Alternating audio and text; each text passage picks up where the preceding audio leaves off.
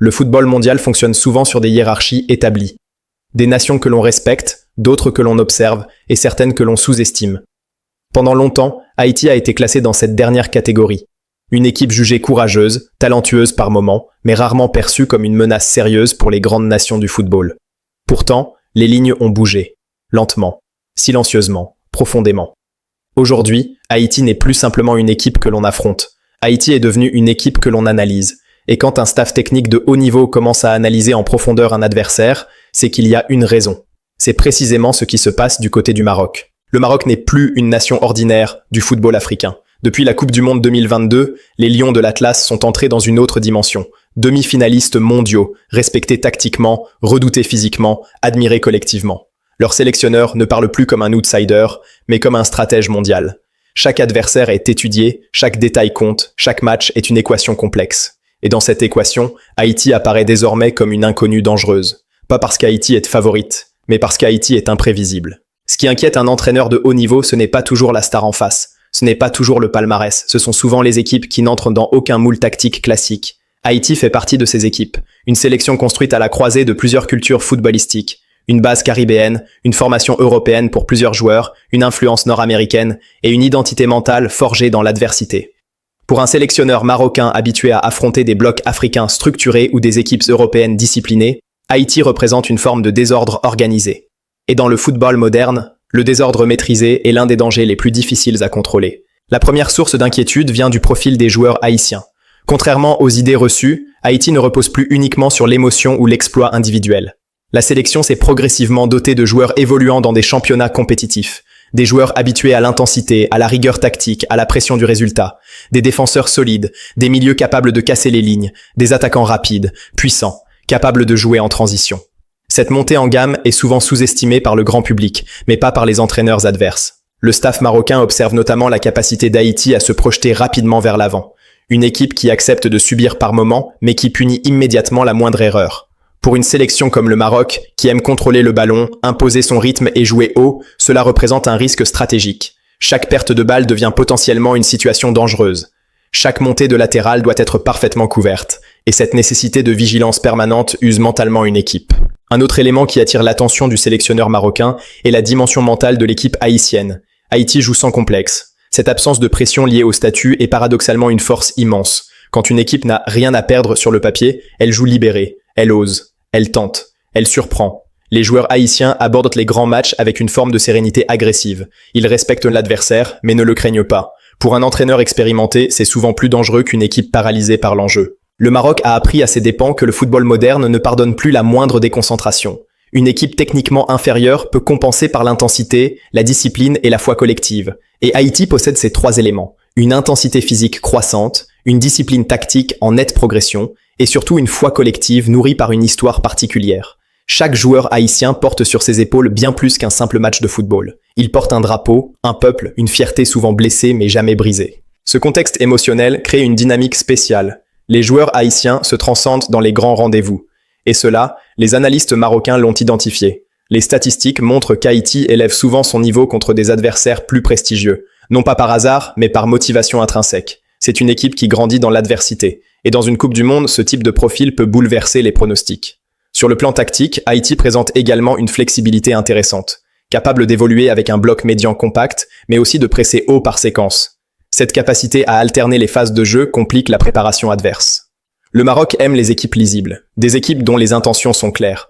Haïti, en revanche, change de visage en fonction des moments du match. Tantôt patiente, tantôt explosive. Tantôt prudente, tantôt audacieuse. Cette plasticité tactique exige une concentration extrême du banc marocain. Il faut également évoquer la progression du staff haïtien. Longtemps critiqué pour son organisation, la sélection a gagné en professionnalisme. Analyse vidéo, préparation physique, gestion des temps forts et faibles. Ce sont des détails invisibles pour le public, mais cruciaux pour les entraîneurs adverses. Le Maroc sait que Haïti n'est plus une équipe naïve. Elle sait fermer un match. Elle sait gérer un score. Elle sait provoquer l'erreur sans se précipiter. Enfin, il y a un facteur que les entraîneurs redoutent souvent sans toujours l'avouer, l'histoire en construction. Haïti est une nation en quête de reconnaissance footballistique. Une qualification ou un parcours marquant en Coupe du Monde représenterait un symbole immense. Ce type de motivation collective peut transcender les limites techniques. Le Maroc, qui a lui-même vécu cette montée historique en 2022, sait exactement ce que cela signifie. Et c'est précisément pour cela que le sélectionneur marocain regarde Haïti avec sérieux. Parce qu'il reconnaît dans cette équipe une trajectoire qu'il connaît bien. Haïti n'inquiète pas parce qu'elle est favorite. Elle inquiète parce qu'elle progresse au bon moment, parce qu'elle arrive sans bruit, sans arrogance, mais avec une détermination froide, parce qu'elle incarne cette nouvelle génération de nations capables de renverser l'ordre établi. Et dans le football moderne, ce sont souvent ces équipes-là qui écrivent les plus belles surprises. Si la première inquiétude du sélectionneur marocain repose sur l'imprévisibilité d'Haïti, la seconde naît de la structure interne de cette équipe. Contrairement à ce que beaucoup imaginent, Haïti ne joue plus uniquement sur l'instinct ou l'exploit individuel. La sélection s'est transformée en un collectif capable d'exécuter un plan de jeu précis, même sous pression. Et c'est précisément ce type d'évolution qui force le respect dans les staffs techniques de haut niveau. Le Maroc sait que face à une équipe organisée, chaque détail compte. Et Haïti maîtrise désormais ces détails.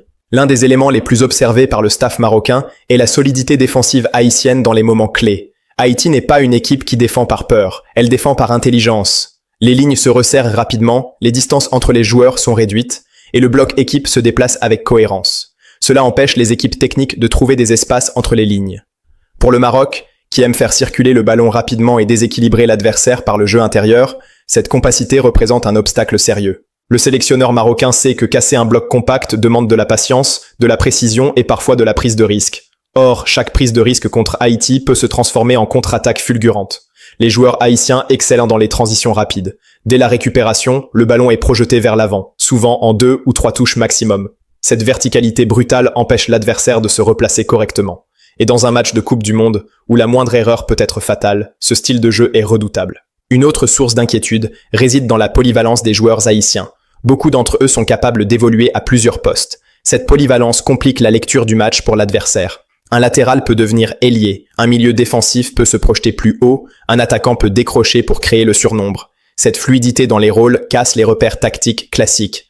Le Maroc, qui prépare ses matchs avec une grande précision, doit alors adapter son plan en permanence. Sur le plan physique, Haïti affiche également un niveau très compétitif. Les joueurs tiennent le rythme, répètent les efforts et restent dangereux jusqu'aux dernières minutes.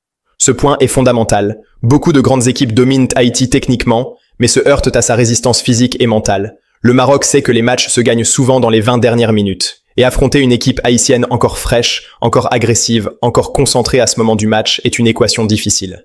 Mais au-delà de la tactique et du physique, c'est l'état d'esprit haïtien qui intrigue et inquiète le plus. Haïti joue avec une forme de foi tranquille. Une conviction intérieure qui ne se traduit pas par de la précipitation, mais par de la détermination. Les joueurs ne paniquent pas quand ils sont menés. Ils continuent à jouer. Ils restent dans le match. Cette capacité à rester mentalement solide, même dans l'adversité, est une qualité rare. Et le Maroc, qui a déjà affronté des équipes mentalement imprévisibles, sait à quel point cela peut renverser un scénario. Il faut également parler du contexte émotionnel particulier autour d'Haïti. Chaque match est perçu comme une mission nationale. Cette charge émotionnelle, bien gérée, devient un moteur puissant. Le staff marocain sait que jouer contre une équipe portée par un peuple entier est différent. Le poids symbolique du maillot haïtien transcende souvent les individualités. Les joueurs se battent non seulement pour eux-mêmes, mais pour représenter une nation trop souvent associée à la souffrance plutôt qu'à la réussite. Ce désir de renverser le récit historique crée une énergie collective difficile à contenir. Sur le banc, le sélectionneur marocain observe aussi la gestion des temps faibles par Haïti. Contrairement à certaines équipes qui s'effondrent sous la pression, Haïti accepte de subir. Elle ne panique pas. Elle temporise. Elle ralentit le jeu quand il le faut. Elle casse le rythme de l'adversaire par des fautes intelligentes, par des duels physiques, par une occupation rationnelle du terrain. Ce réalisme tactique montre une maturité nouvelle. Le Maroc sait également que Haïti prépare ses matchs avec sérieux. Analyse vidéo, adaptation à l'adversaire, exploitation des faiblesses spécifiques. Ce n'est plus une équipe qui joue de la même manière contre tout le monde. Haïti adapte son plan, elle observe, elle apprend, et elle frappe là où on l'attend le moins. Pour un sélectionneur marocain, cela signifie que le match ne sera jamais confortable. Il faudra ajuster, corriger, réagir en permanence. Il existe aussi un facteur souvent sous-estimé mais crucial, la liberté mentale. Les joueurs haïtiens n'ont pas le poids des attentes mondiales. Ils ne sont pas prisonniers d'un statut. Cette liberté leur permet de tenter des choses que d'autres n'oseraient pas. Une frappe lointaine, une projection audacieuse, un pressing soudain. Ces initiatives spontanées brisent parfois les schémas tactiques pas les mieux préparés. Et c'est précisément ce genre d'imprévu qui inquiète un entraîneur méthodique. Enfin, le sélectionneur marocain sait que Haïti est une équipe en pleine ascension. Ce n'est pas une équipe en fin de cycle. C'est une équipe affamée, une équipe qui veut prouver, une équipe qui n'est pas rassasiée. Dans le football, affronter une équipe affamée est souvent plus dangereux qu'affronter une équipe installée. L'envie, la rage de réussir, la soif de reconnaissance peuvent compenser bien des écarts techniques. C'est pour toutes ces raisons que Haïti inquiète, pas parce qu'elle domine le monde du football, mais parce qu'elle comprend le jeu, parce qu'elle évolue, parce qu'elle apprend vite, parce qu'elle arrive à maturité au moment où les grandes nations cherchent à se maintenir au sommet. Le Maroc le sait, et c'est pour cela que le respect est total. Dans une Coupe du Monde, il n'y a pas de place pour l'arrogance. Il n'y a que des matchs à jouer, des duels à gagner, des erreurs à éviter. Et Haïti, aujourd'hui, est capable de transformer la moindre erreur adverse en opportunité historique. C'est cette capacité-là qui force l'attention du sélectionneur marocain. Et c'est cette capacité-là qui place Haïti parmi les équipes à ne surtout pas prendre à la légère. Au terme de cette analyse, une chose devient évidente. Si Haïti inquiète le sélectionneur du Maroc, ce n'est ni par hasard, ni par effet de mode, ni par exagération médiatique. C'est parce que le football haïtien a changé de dimension. Il est passé du statut d'équipe courageuse à celui d'adversaire stratégique. Et dans le football moderne, cette transition est fondamentale.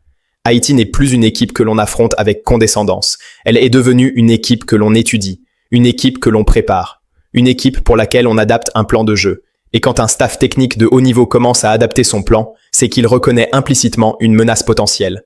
Pas une peur irrationnelle, mais une inquiétude professionnelle, rationnelle, fondée sur l'analyse du terrain. Ce qui dérange le plus dans le profil haïtien, c'est justement l'absence de caricature.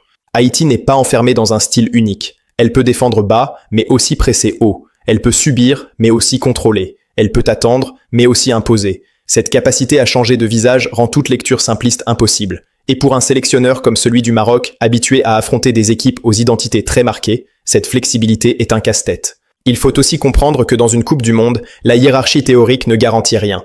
L'histoire du football est remplie d'exemples où des équipes dites secondaires ont bouleversé l'ordre établi. Ce qui fait la différence, ce n'est pas uniquement le talent brut, mais la capacité à exploiter les moments clés.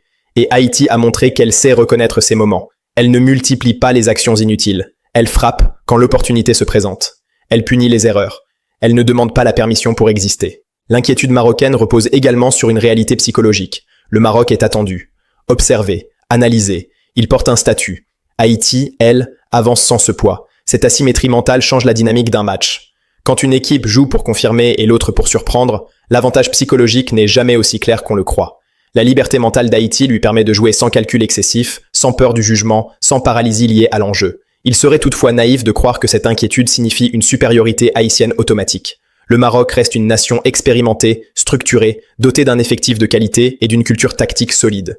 Mais le respect mutuel impose une vérité simple. Ce match, s'il a lieu, ne sera pas déséquilibré par le nom sur le maillot.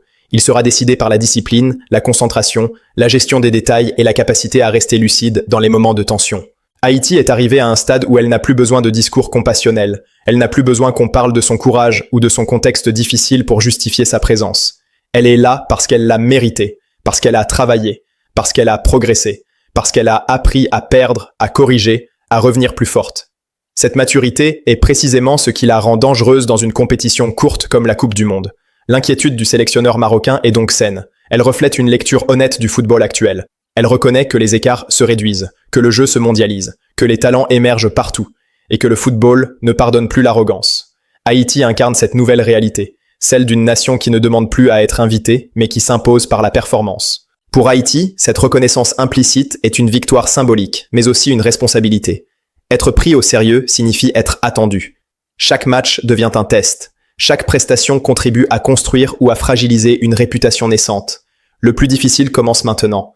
Confirmer dans la durée, résister à la pression, transformer le respect en constance. Mais une chose est certaine, Haïti n'est plus invisible. Elle n'est plus une inconnue. Elle est entrée dans le radar des grandes nations. Et quand une équipe comme le Maroc prépare un match avec attention, rigueur et prudence face à Haïti, cela signifie que quelque chose de profond a changé. Le football est un langage universel. Et aujourd'hui, Haïti parle ce langage avec assurance. Elle ne crie pas, elle ne provoque pas, elle joue. Et c'est peut-être cela finalement qui inquiète le plus. Parce qu'une équipe qui joue avec calme, intelligence et conviction est toujours plus dangereuse qu'une équipe qui cherche à impressionner.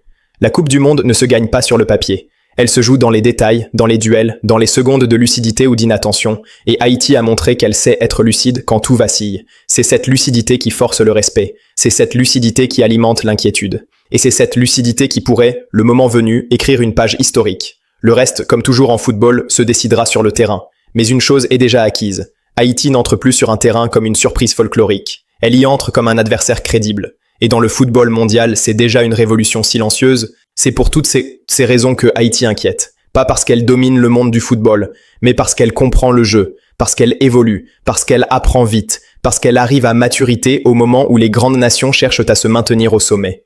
Le Maroc le sait. Et c'est pour cela que le respect est total. Dans une Coupe du Monde, il n'y a pas de place pour l'arrogance. Il n'y a que des matchs à jouer, des duels à gagner, des erreurs à éviter. Et Haïti, aujourd'hui, est capable de transformer la moindre erreur adverse en opportunité historique. C'est cette capacité-là qui force l'attention du sélectionneur marocain. Et c'est cette capacité-là qui place Haïti parmi les équipes à ne surtout pas prendre à la légère.